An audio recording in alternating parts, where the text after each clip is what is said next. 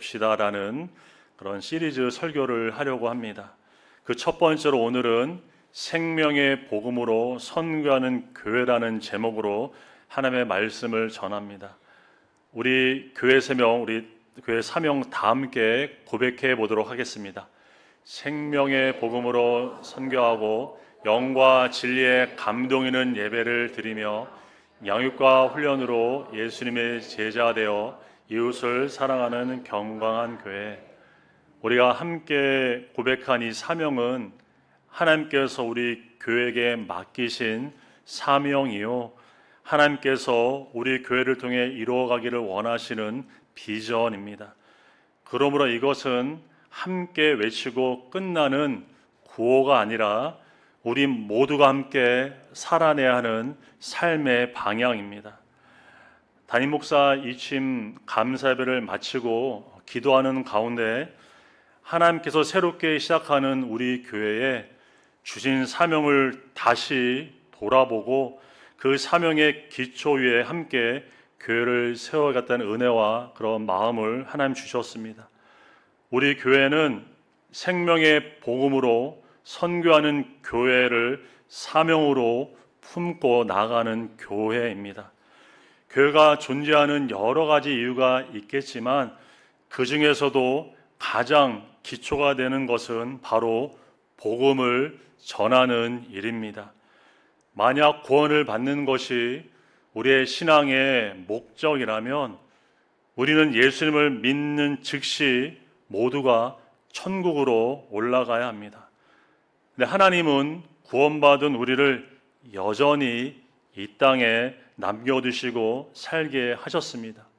왜 그렇습니까? 하나님께서 우리가 받은 구원의 은혜와 생명의 복음을 아직 예수님을 알지 못하는 사람들에게 전하도록 하시기 위해서입니다.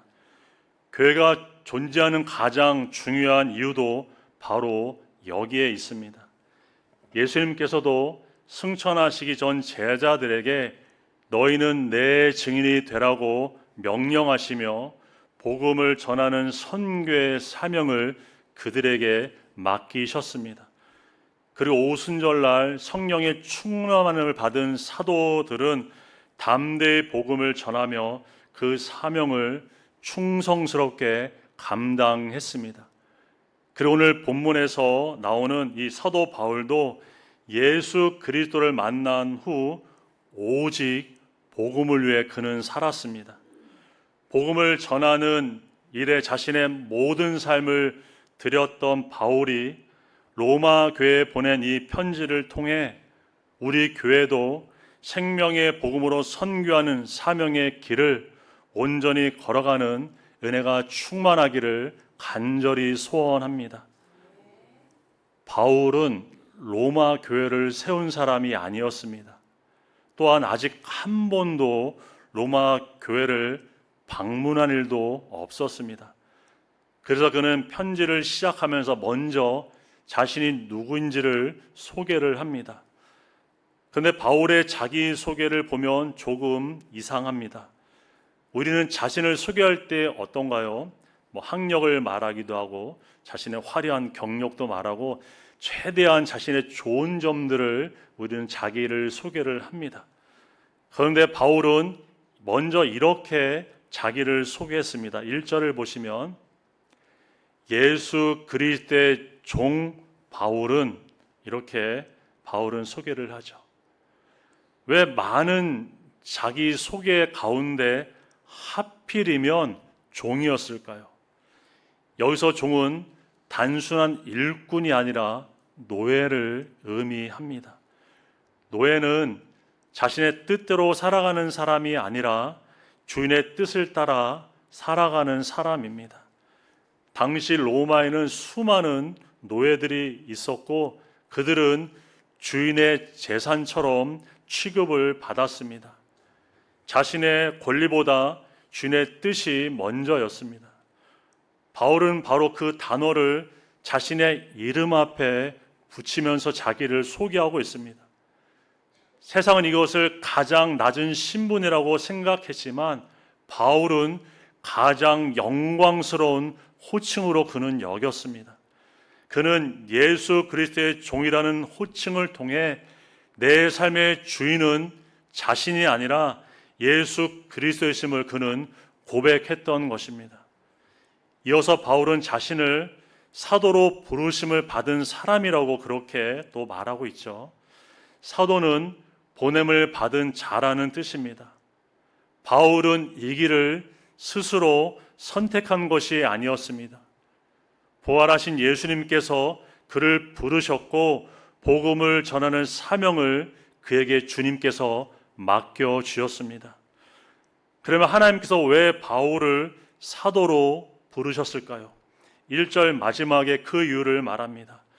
하나님의 복음을 위하여 택정함을 입었으니, 여기서 택정함을 입었다라는 말은 분리하다, 구별하다라는 뜻입니다. 하나님께서 바울을 복음을 위해 따로 구별하고 세우셨습니다. 근데 이것은 단지 바울만의 이야기는 아닙니다. 하나님께서 오늘 우리도 복음을 위해 부르셨고 저와 여러분도 구별하셨다는 사실입니다.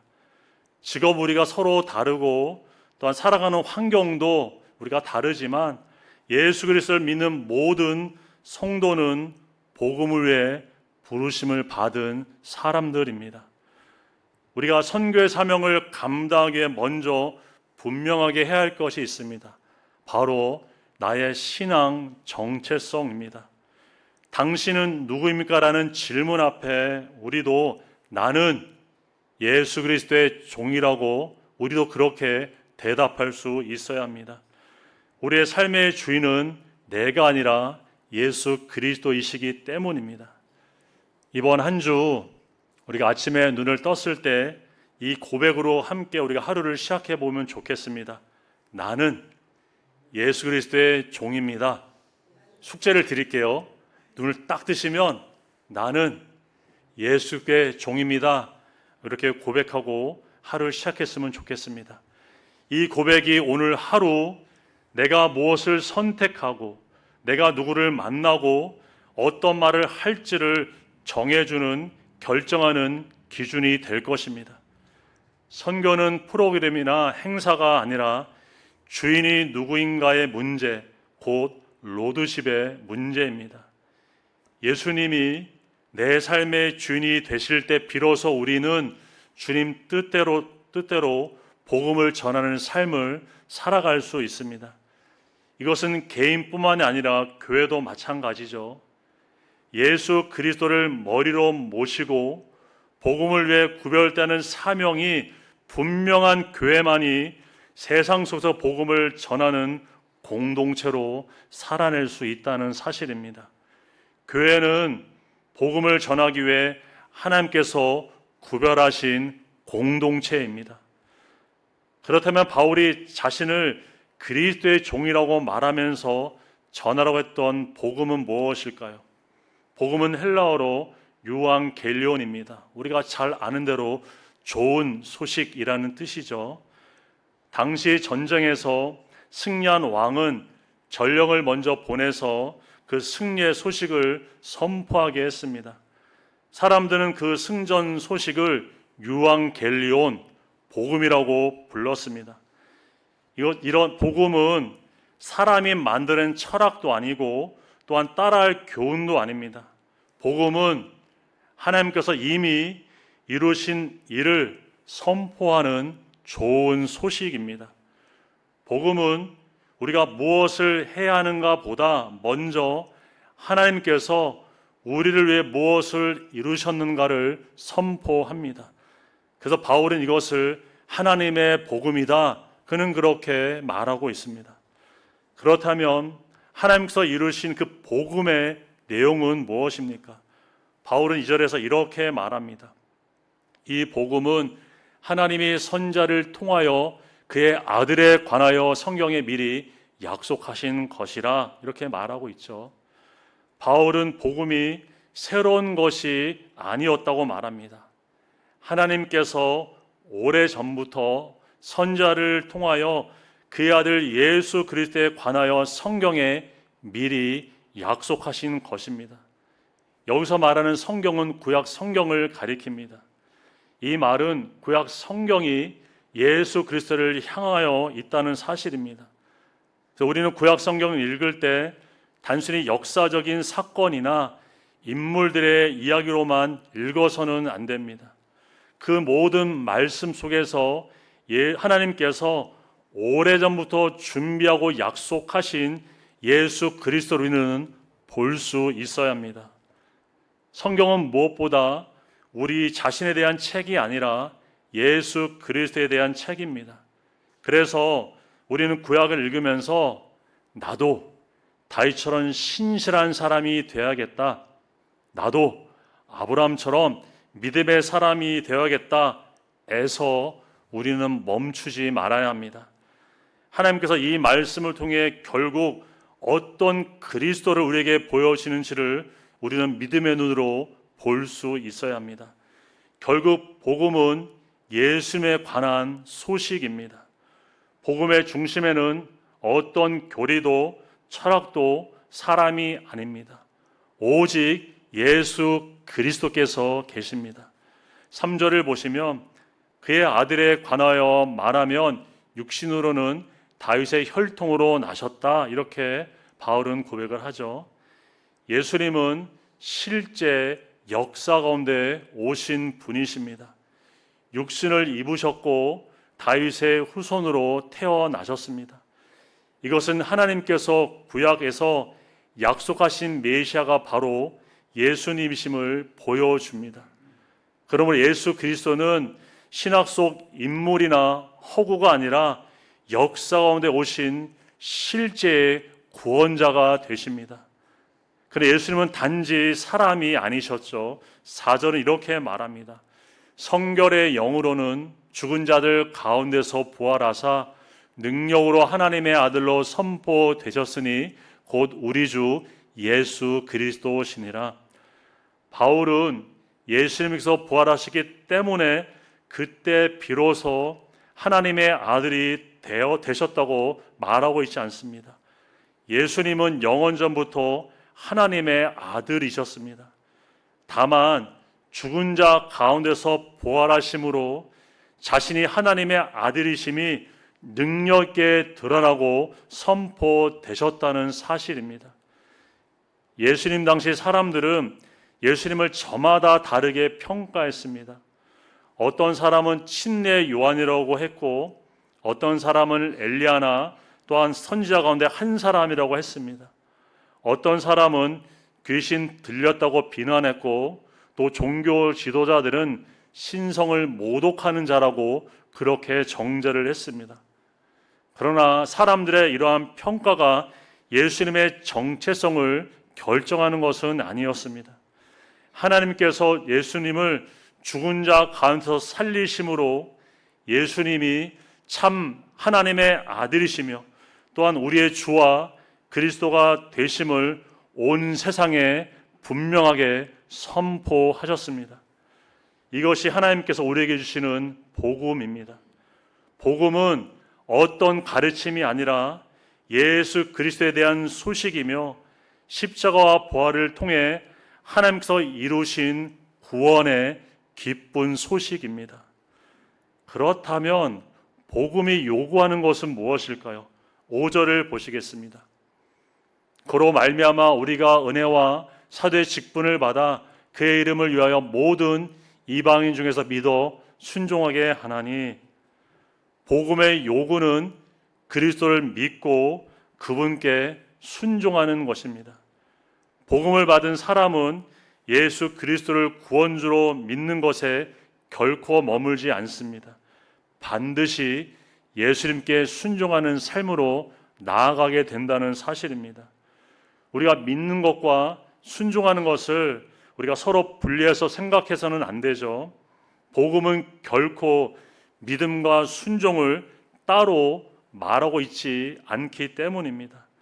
생명의 복음이신 예수 그리스도를 마음으로 진실하게 믿는다면 반드시 순종의 삶을 살아가게 됩니다. 예수님께서 요한복음 14장 15절에 이렇게 말씀을 하셨습니다. 너희가 나를 사랑하면 나의 계명을 지키리라. 주님 이렇게 말씀을 하셨습니다. 참된 믿음은 반드시 순종의 열매를 맺게 됩니다. 우리가 복음을 전하는 삶에서 멀어지는 이유가 무엇일까요? 저는 우리의 믿음이 순종으로 이어지지 못하기 때문이라고 생각이 듭니다. 우리는 예수님에 대해서 많이 알고 또 복음의 내용을 우리가 잘 아는 것으로 내가 믿음이 좋다고 생각할 수 있습니다. 그러나 성경이 말하는 믿음은 단지 아는 것에 머무는 것이 아니죠. 참된 믿음은 삶을 변화시키는 삶으로 반드시 열매 맺는다는 사실입니다. 말씀을 들으면 순종하고 또한 주님의 뜻을 알면 그 뜻을 따라 살아가라는 결단이 참된 믿음 가운데 나타나게 됩니다. 그래서 믿음은 지식으로 증명되는 것이 아니라 순종으로 증명됩니다. 그래서 성경은 믿음은 행함과 함께 일한다고 말씀합니다. 야고보서 2장 22절을 우리 다 함께 고백해 보도록 하겠습니다. 내가 보거니와 믿음이 그의 행함과 함께 일하고 행함으로 믿음이 온전하게 되었느니라. 아멘. 복음을 전하는 일도 마찬가지죠. 하나님께서 우리에게 복음을 전하라고 말씀을 하셨습니다. 그런데 그 말씀을 알면서도 우리가 순종하지 않는다면 우리는 복음을 지식으로는 알고 있지만 복음대로 살아가는 것은 아닙니다. 복음을 믿는 사람은 복음을 전하라는 주님의 명령에도 순종하는 삶을 살 수 있어야 합니다. 그래서 선교는 특별한 사람만이 하는 사명이 아니라 복음을 믿는 모든 성도에게 주신 순종의 사명입니다. 바울은 이러한 부르심과 순종이 결코 자신에게만 해당된다고 말하지 않습니다. 6절, 7절을 보시겠습니다. 너희도 그들 중에서 예수 그리스도의 것으로 부르심을 받은 자니라. 로마에서 하나님의 사랑하심을 받고 성도로 부르심을 받은 모든 자에게 바울만 복음을 위해 부르심을 받은 것이 아니었습니다. 로마교회 성도들도 예수 그리스도의 것으로 부르심을 받았고 하나님의 사랑을 받은 성도로 부르심을 받은 사람이라고 바울은 분명하게 말하고 있습니다. 우리 역시 하나님께서 사랑하시고 복음을 위해 부르셨으며 거룩하게 구별하신 사람들입니다. 그러므로 생명의 복음을 전하는 이 사명은 특별한 사람만이 감당하는 일이 아니라 모든 성도가 감당하는 것이고 우리 교회의 사명인 줄 믿습니다. 우리가 선교라고 하면 먼저 어떻습니까? 먼 나라에 가서 우리가 복음을 전하는 것을 떠올리게 되죠. 물론 그것도 선교입니다. 그러나 선교는 먼 곳에서 시작되는 것이 아니라 우리의 가까운 곳에서 시작이 됩니다. 하나님께서 나를 보내신 자리, 우리의 가정과 직장과 이웃이 하나님께서 저와 여러분에게 맡기신 첫 번째 선교지라는 사실입니다. 복음을 알지 못하는 사람들이 있는 곳이 바로 우리의 선교지입니다. 하나님께서는 먼저 우리에게 가까이 있는 사람들에게 복음을 전하라고 말씀을 하셨습니다. 사도행전 1장 8절에 오직 성령이 너에게 임하시면 너희가 권능을 받고 예루살렘과 온 유대와 사마리아와 땅 끝까지 이르러 내 증인이 되리라. 주님 말씀을 하셨습니다. 예수님은 땅 끝에서 가서 먼저 복음을 전하라고 하시지 않으셨죠. 어떻게 하셨습니까? 먼저 가까운 예루살렘에서부터 복음을 시작하라고 하셨습니다. 아직 예수님을 알지 못하는 가족과 직장 동료들, 그리고 우리의 친구들과 이웃이 바로 우리들의 예루살렘입니다. 우리가 먼저 생명을 복음을 전해야 하는 바로 저들의 선교지라는 사실입니다.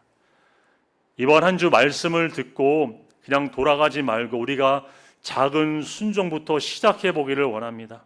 먼저 아직 예수님을 알지 못하는 한 사람을, 우리 삶 가운데 있는 한 사람을 떠올려 보시기를 바랍니다. 그리고 그분을 마음에 품으시기를 바랍니다. 그리고 그 사람을 위해서 한 주 동안 기도하시기를, 매일 기도하시기를 바랍니다. 하나님께서 복음을 전할 기회를 열어달라고 기도하시기를 바랍니다. 또한 그 사람에게 사랑의 실천을 해보시기를 바랍니다. 전화 한 통화를 할 수도 있고, 아니면 또 식사 한 끼를 우리가 섬길 수도 있고, 아니면 그 사람의 이야기를 진심으로 들어줄 수도 있습니다. 그리고 하나님께서 기회를 주시면 제가 왜 예수님을 믿게 되었는지 한번 말씀을 드려도 될까요? 이번 주일에 저와 함께 예배드리러 가시면 어떻겠습니까? 라고 우리가 작은 용기를 내어보기를 원합니다. 복음 전도는 결코 거창한 데서 시작하는 것이 아니라 한 사람을 향한 기도와 사랑, 작은 순종에서 시작이 됩니다. 특별히 자녀를 부모라면 우리 자녀들에게 복음을 전하는 일의 책임을 우리는 다할 수 있어야 합니다. 우리는 자녀들에게 세상에서 살아가는 방법은 참 열심히 가르칩니다. 그러나 정작 중요한 생명의 복음을 전하는 일에는 우리가 소홀할 때가 많음을 우리가 보게 됩니다. 좋은 대학에 가고 우리 자녀들이 좋은 직장을 얻는 것 너무나 필요하고 중요합니다.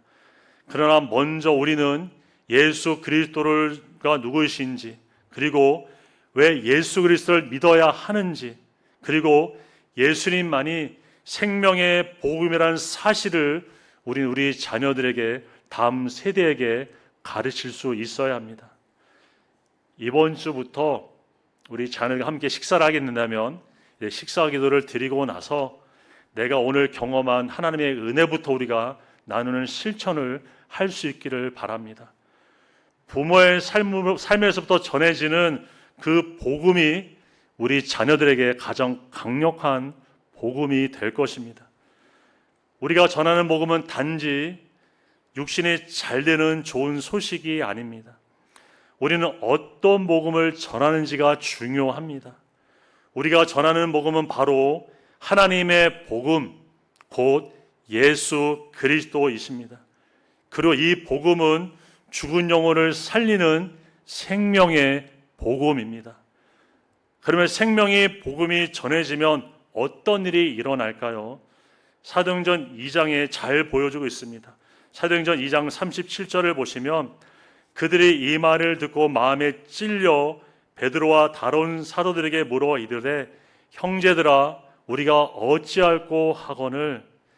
생명의 복음이 제대로 그 마음 가운데 들어가게 되면 반드시 마음의 찔림이 우리 가운데 일어나게 됩니다. 성령께서 말씀을 통해 우리의 죄를 깨닫게 해주시기 때문입니다. 제가 예전에 교통사고를 당해가지고 한동안 허리를 잘 못 구부리고 있었던 경험이 있었습니다. 내 주변에서 아주 용하다는 그 한의사를 소개해줘서 제가 그곳에 침을 태어나 처음으로 맞으러 간 적이 있어요.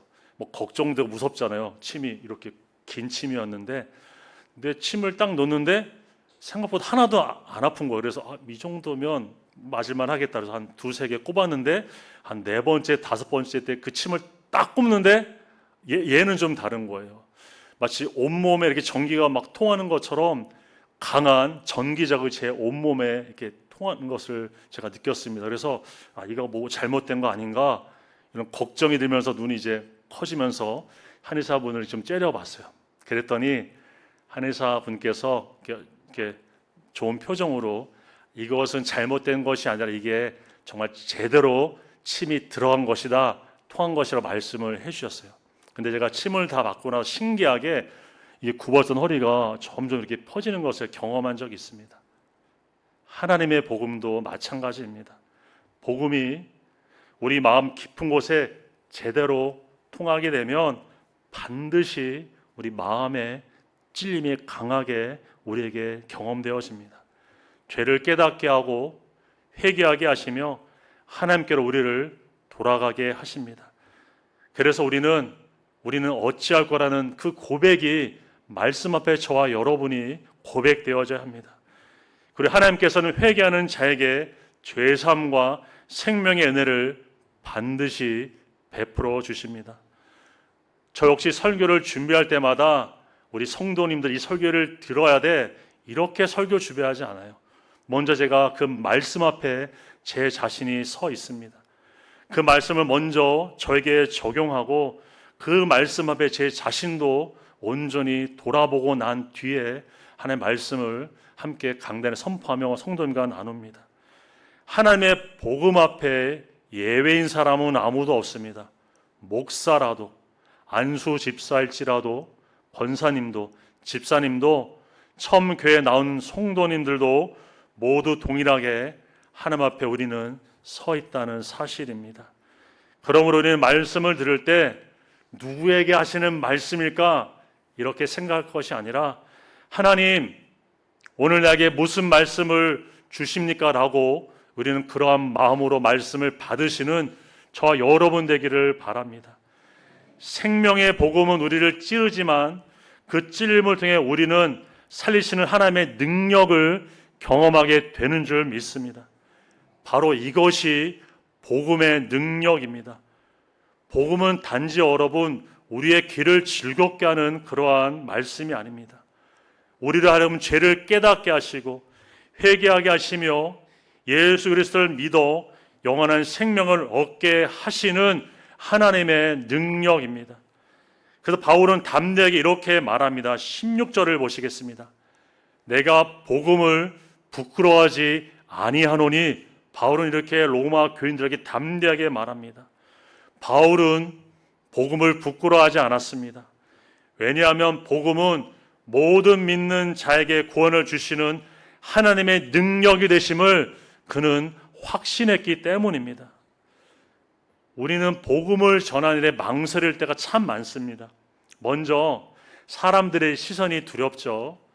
그리고 거절당할까 봐 염려하기도 합니다. 때로는 복음을 말하는 그 자체를 우리는 부끄럽게 여기기도 하죠. 그래서 여러분, 복음은 결코 부끄러운 것이 아닙니다. 복음은 죄인을 구원하시고 죽은 영혼을 살리시는 하나님의 능력이십니다. 그럼 우리는 생명의 복음으로 선교하는 그 사명 앞에 우리는 조금도 부끄러워하지 않는 저와 여러분의 삶이 될 수 있기를 바랍니다. 그리고 바울은 17절에서 복음이 어떻게 구원을 주는 하나님의 능력이 되는지를 그렇게 이어서 말합니다. 복음에는 하나님의 의가 나타나서 믿음으로 믿음에 이르게 하나니, 기록된 바 오직 의인은 믿음으로 말미암아 살리라 함과 같으니라. 우리는 누구나 하나님 앞에서 동일한 죄인입니다. 누구도 자신의 행위로 하나님 앞에서 의롭게 될 사람은 아무도 없습니다. 그러나 하나님께서 예수 그리스도의 십자가와 부활을 통해 우리에게 하나님의 의를 베풀어 주셨습니다. 그래서 우리는 자신의 행위가 아니라 하나님의 복음이신 예수 그리스도를 믿음으로 의롭다 하심을 받고 영원한 생명 우리 모두가 얻게 되었습니다. 이것이 바로 복음이 주는 생명의 능력입니다. 우리 교회는 이 생명의 복음을 부끄러워하지 않는 교회가 되어야 합니다. 사람들의 귀에 즐겁게 하는 소식을 전하는 교회가 아니라 사람을 살리는 생명의 복음을 담대하게 전하는 교회가 되어야 합니다. 우리는 복음을 위해 살아야 합니다. 복음을 전하는 사명을 저와 여러분이 다하며 살아야 합니다. 복음이 중심이 되지 않는 교회의 어떤 행사와 어떠한 사역도 결코 하나님의 뜻을 이룰 수 없고 하나님을 기쁘시게 할 수 없습니다. 우리의 가정에서, 우리의 직장에서, 우리의 이웃에게, 그리고 하나님께서 보내시는 열방을 향하여 생명의 복음을 담대하게 전하는 교회의 사명을 온전히 감당하는 저와 여러분 되기를 간절히 소원합니다. 말씀을 정리합니다. 우리는 예수 그리스도의 종으로 부름받은 사람들입니다. 하나님께서 복음을 위해 우리를 구별하여 세워주셨습니다.